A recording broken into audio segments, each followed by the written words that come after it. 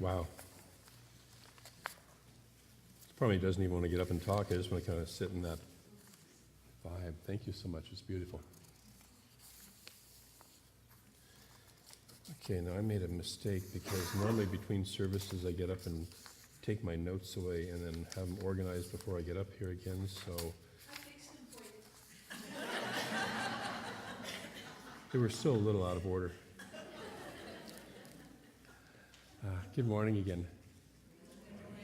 Isn't your heart open from that song? Isn't that beautiful? Yeah. And that's kind of where we're at today for our talk. Our talk is on being reachable and teachable. Am I coming through here? Am I good? Okay. So our talk is on being reachable and teachable. And we're working from the book Daring Greatly by Brene Brown, which talks about being open to vulnerability, being willing to be vulnerable. And she says that vulnerability is the core, the heart, the center of meaningful human experiences. The core, the heart, the center. You know, we're talking challenging words these last couple of weeks, because last week I talked about the F word, right? Forgiveness. Okay, just in case you weren't here. And this week we're talking about vulnerability. You know, and so, which is, you know, big words for many of us who it's like we don't like to be too vulnerable, or, you know, we have some things we don't want to forgive. So why a talk on vulnerability? Because we're looking at the values and our values of what it is we want to live in the world. And do we want to live a value of shame-based living and scarcity-based living, or do we want to live in a value of wholehearted living and having our hearts open and being teachable and being reachable by Spirit and by the lessons in life that we're here to learn. So I'm going to invite us to be open-hearted this week. And we had such a beautiful song to start us off with opening our hearts with that beautiful prayer by Reverend Sue in setting that tone. So I invite you to start with that taking a breath and just being in that open-hearted space. Ralph Waldo Emerson says that to be yourself in a world that is constantly trying to make you into something else is the greatest accomplishment. To be yourself. And in order to be yourself, your authentic self, we need to listen to within, our voice within. Who am I really? Who am I really in this world that wants me to be somebody else? Okay? And so in order to do that, we have to be vulnerable and we have to be reachable and teachable with that inner voice. And we have to take the time to do that.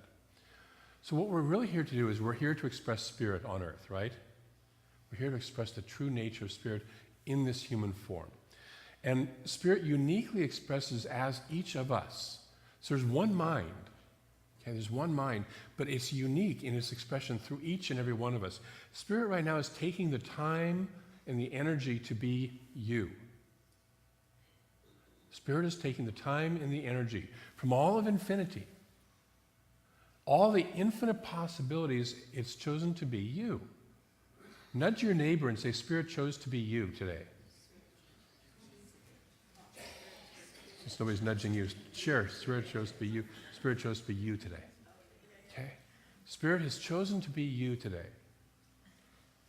But we have to be humble enough to listen to it, to listen to Spirit and what it wants to express through us, rather than our own conditioned belief system, which is not our authentic self. And so am I willing to listen to that? It's when Jesus said, not my will, but thine be done. It was that let that higher wisdom self, let that higher calling within me that always lifts us for greater good.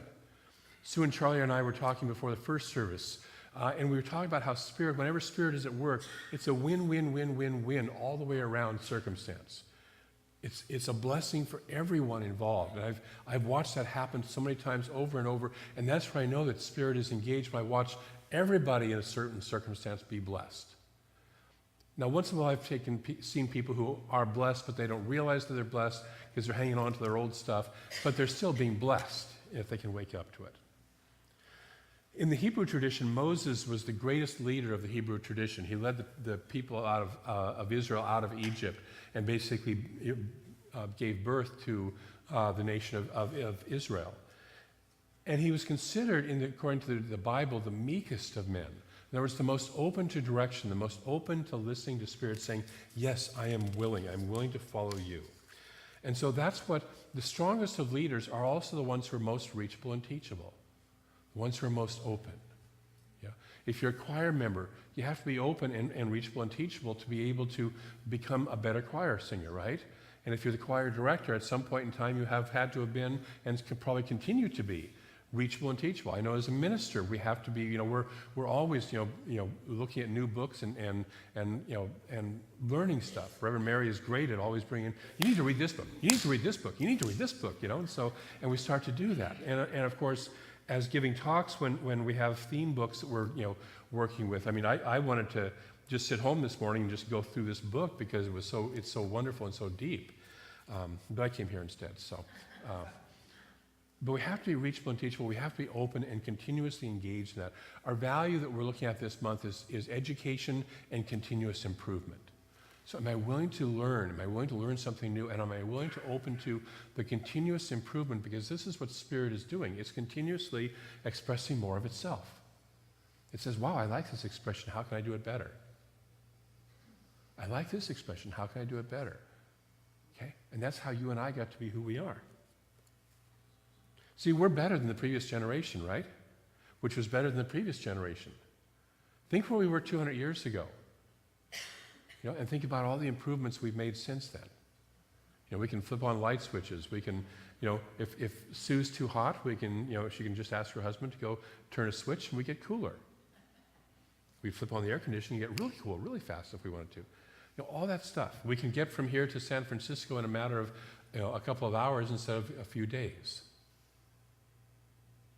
When we're not reachable and teachable, we swim around in our own stuff. We swim around in our own perspectives, our own thoughts, and our own feelings. It's kind of like being in a fishbowl where nobody has cleaned the water for a long time, right?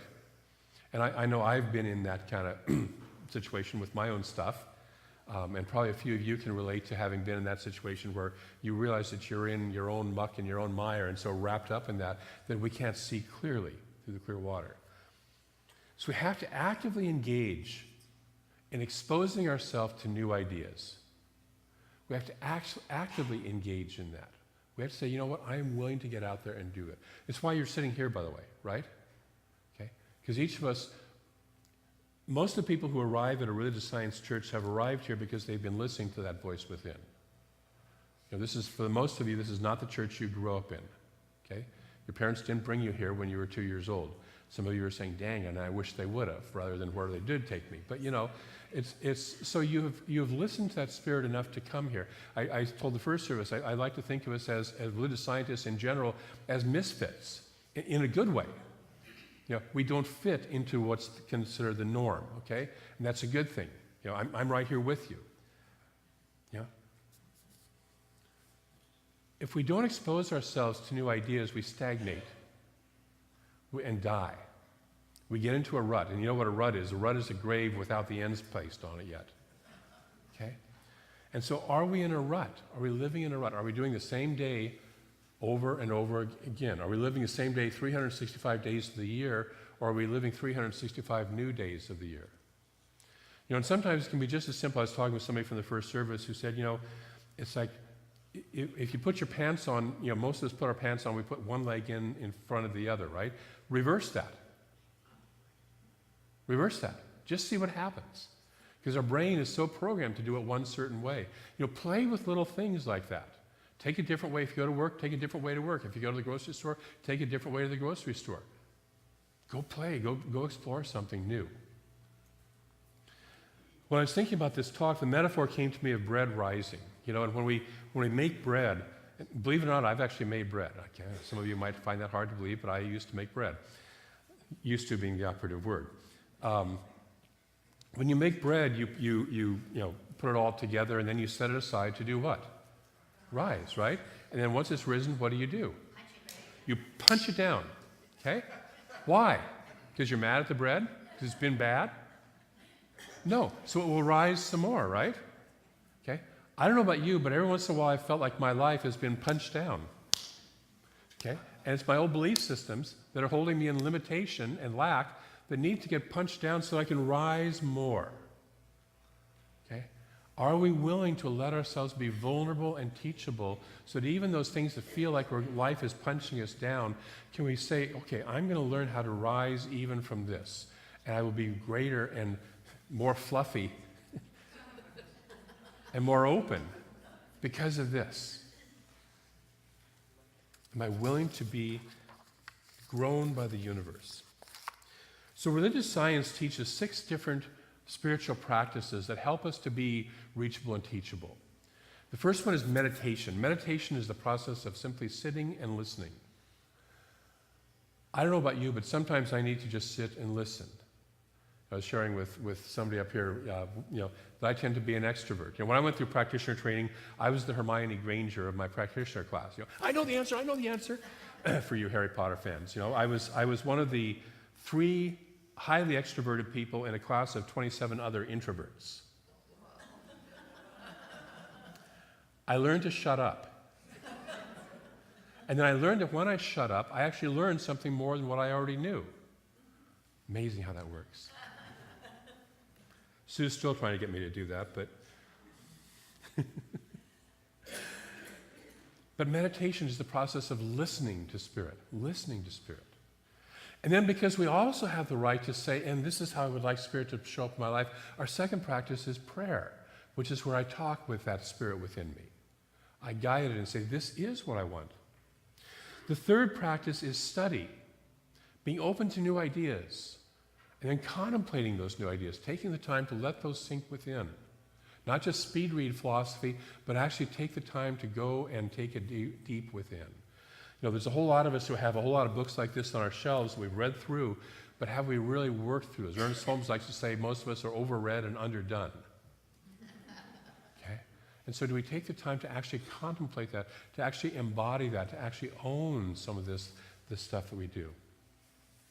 The fourth practice the fourth practice is giving, which is giving of our money, giving of our value, trusting the abundant flow of the universe, placing it where we do value what we value. The fifth one is service, which is giving of our time and our energy into where we value and to what we value. We enact the nature of God, which is always giving, which is always in service. And then the final practice is visioning. Visioning is the practice of simply sitting and specifically asking Spirit for guidance in a certain area of my life. Spirit, what is your highest vision for this particular thing? And so it's a wonderful way to get focused on an area of my life to kind of combine prayer and meditation together. It's also a wonderful opportunity to build our intuition so we can know what intuition feels like and sounds like and what it's like for each of us, because it's a little bit different for each and every one of us. So we're not sitting there asking the question, is this my intuition speaking or is this my ego speaking? We start to become familiar with that. So those are the 6 practices: meditation, prayer, study, giving, service, and visioning that we invite you to engage on. And the practices, all of them, to allow us to be open, to be teachable, and to be reachable. So I invite you to play with that and to look at that this week. See, here in the center, we live in a banquet hall of spiritual food. We live in a banquet hall of spiritual food. I put pictures in my talks, by the way, and I have this the one that came up for when I asked for something about food, came up with a whole bunch of sushi, which is good for me. I just had some really good sushi last night. And so, you go into a sushi bar, and there's all this options of ordering, and there's stuff you like, and there's stuff you don't like. I consider myself a pretty good connoisseur of sushi, but I don't like uni, which is the sea urchin. I've tried it. No, thank you. I'll go to almost anywhere else, or almost any other fish, but not that. So I don't take that, but I love other stuff. And so it's like we're a smorgasbord. We're a banquet hall of this. We're a sushi bar of spiritual food. I like that. I think that's what we should have pardon me? Yeah, we should copyright that. We're a sushi bar of spiritual food. Dive in and be fed. Take advantage of what's offered here. If you think you've taken the class, take it again. Because guess what? It's a different teacher, it's a different group of people, and more importantly, you're a different person than the last time you took it. So coming back to the idea that we are conduits for the divine to manifest on earth, are we clear? Are we an open conduit where Spirit can just show up?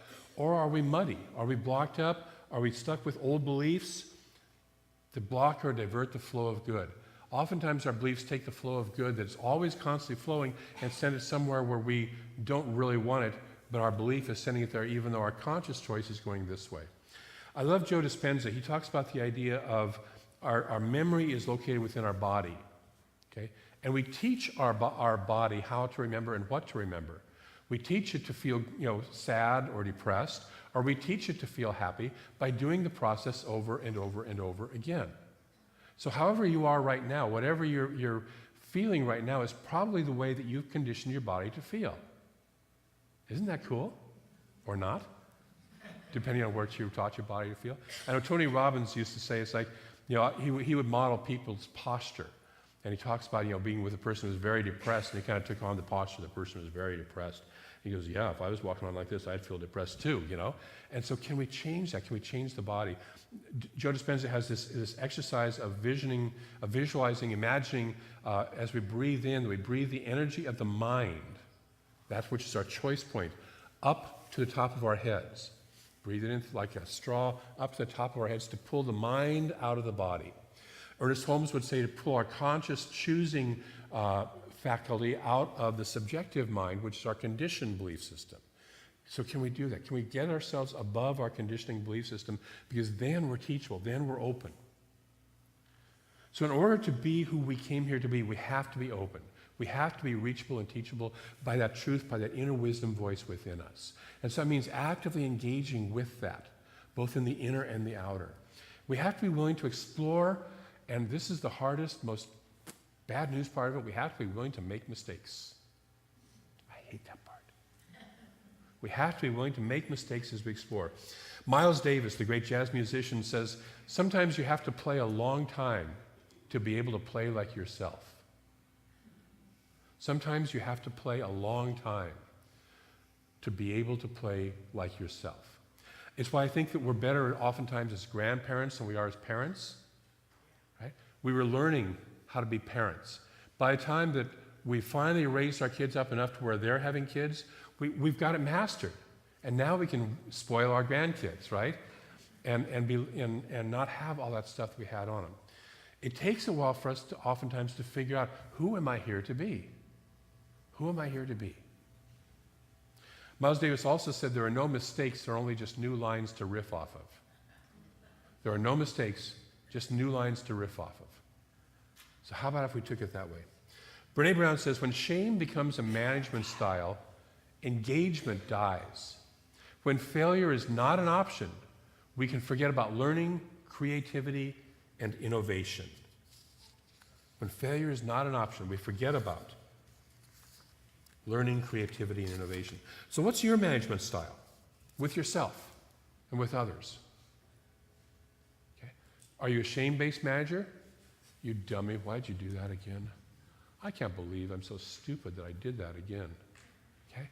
Is that kind of the self-talk that you give to yourself? Is the self-talk you give to others? Or are we willing to be open to learning as we go? Okay? So do I engage in shame for myself or others, or do I encourage risk-taking, vulnerability, and learning? Do I encourage that? Do I encourage that? Not do I, some of you may say, well, I don't do shame-based, but I'm also really afraid of getting vulnerable and taking risks and doing that also. But taking risks and vulnerability and doing something new is life, right? Life is always growing and expanding, in case you probably noticed, right? Yes? With me? Yeah. Okay?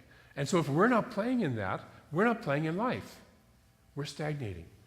So are we willing to engage, actively engage in risk-taking, vulnerability, and learning? Now, not stupid risk-taking, okay? I'm still not going to jump out of an airplane, even with a parachute. Some people will think that's great fun. It's not my idea, okay? But will we take some risks? Will we be vulnerable? Will we learn something new? Am I open? And sit with that question this week. Am I open? Am I reachable? Am I teachable? There's a wonderful phrase that came up on the minister's listserv this week. We had a pretty hot discussion about we just voted on a couple of issues, and one of them was a very controversial issue about changing the title of practitioners. Now you would think that, to me it's like, who cares what the title is, it's the consciousness. But some people are very invested in the title and the label. And one of the people on the minister's listserv asked the question, are we willful or are we willing? Am I willful or am I willing? And so I invite you to be willing and let go of the willfulness. Am I humble? Vulnerability comes around, learning something new comes around. I'm willing to be humble. I have to admit that I don't know it all. God, I hate that. Because I'm a minister, I'm supposed to know it all. I love there's a story of a Zen master who's asked by a samurai who's kind of getting late in his years, and he says, so what happens after I die? And the Zen master says, I don't know. And the samurai says, but you're a Zen master, you're supposed to know everything. He goes, yeah, but I'm not a dead Zen master. Haven't been there yet. Don't know everything, you know? So this idea that any of us has to know everything is an old, antiquated idea. So I want to read a couple of ideas about a definition of being teachable and some different aspects of that.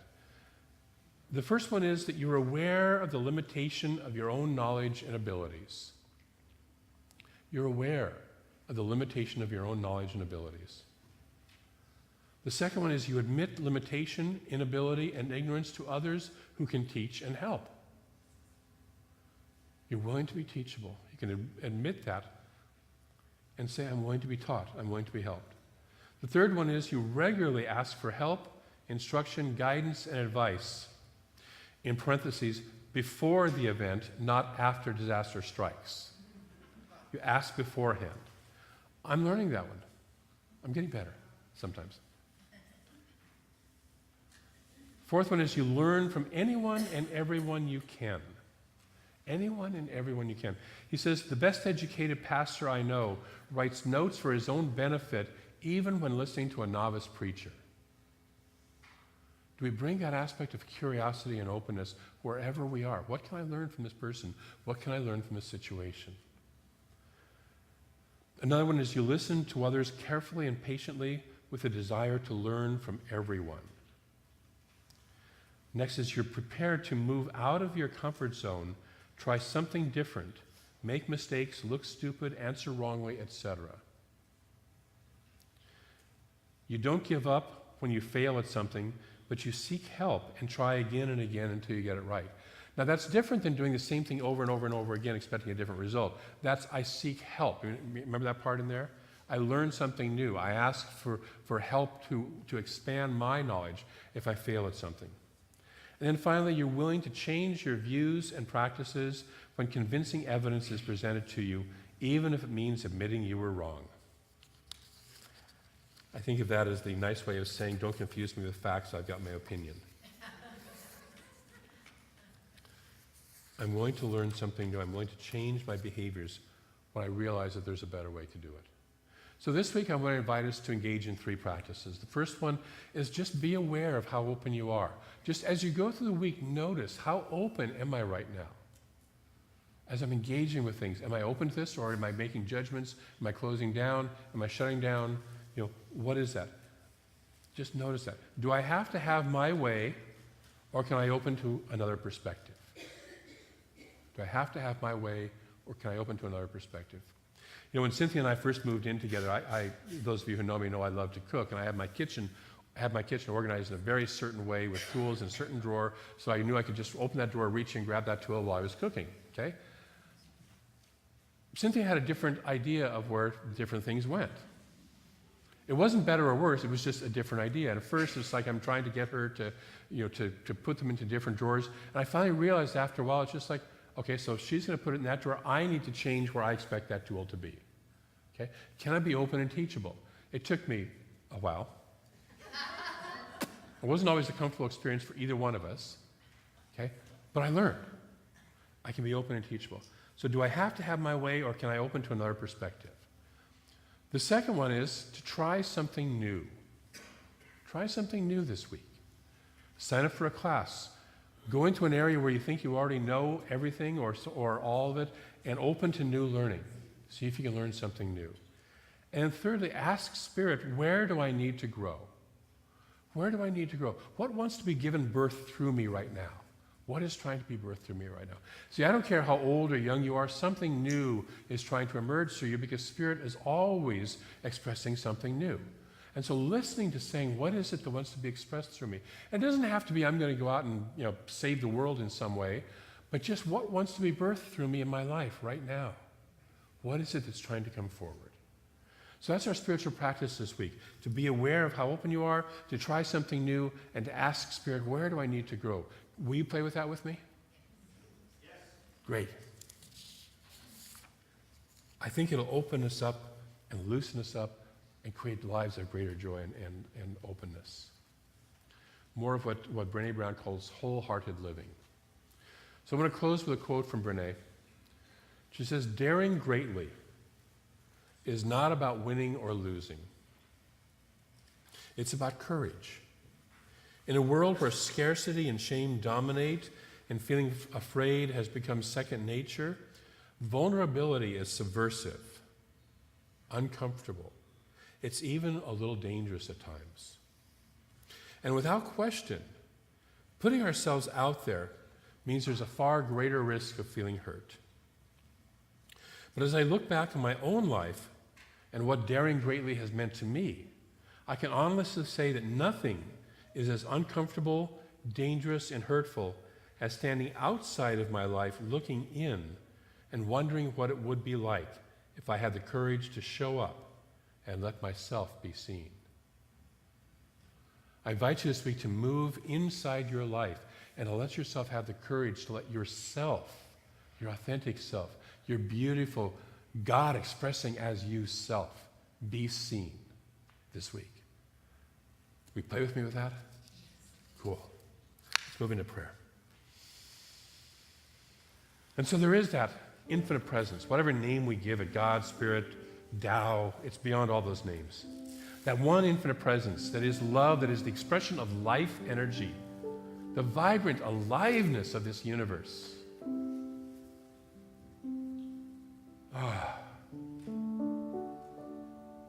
Scientists are constantly finding new expressions of spirit in the universe.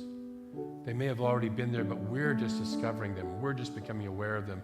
And this is the truth of our individual lives. We are constantly have the opportunity to discover, to scientifically explore new things in our lives. Because we are one of this infinite presence. We are one of this universe. We are the universe individualized. And we individualize that nature of the divine. And so I speak my word that each of us this week opens up our hearts, our minds, to be more reachable, to be more teachable, to be more open, to be more vulnerable to the flow of Spirit, because Spirit's flow is always for the greatest good. As Michael Beckwith says, when we surrender, we are surrendering into our excellence. We are surrendering into a greater expression of good. And so as we allow ourselves to be vulnerable, we are being vulnerable to greater good from Spirit, because that is Spirit's greatest nature. That is Spirit's true nature.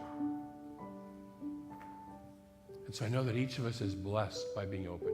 Each of us is blessed by being vulnerable to that Spirit within, by being open, by being teachable, by allowing ourselves to be reached by Spirit, both internally and through life itself.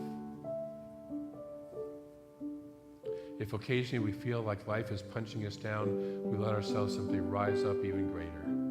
We recognize we are simply being open to something greater. Because Spirit is always supporting the authenticity of who we are and supporting us in releasing who we are not. And so I'm grateful for this process. I'm grateful for each of us who is willing to be vulnerable. I'm grateful for each of us who is willing to be open. And I'm grateful for the Spirit that surrounds us and moves within us at all times. And so in that sense of gratitude, I release this word into what we call the law, the manifesting process of the universe that knows exactly how to show up in each of our lives. We are simply have to be willing and say yes, and the Spirit does the rest. And we are safe, and we are loved.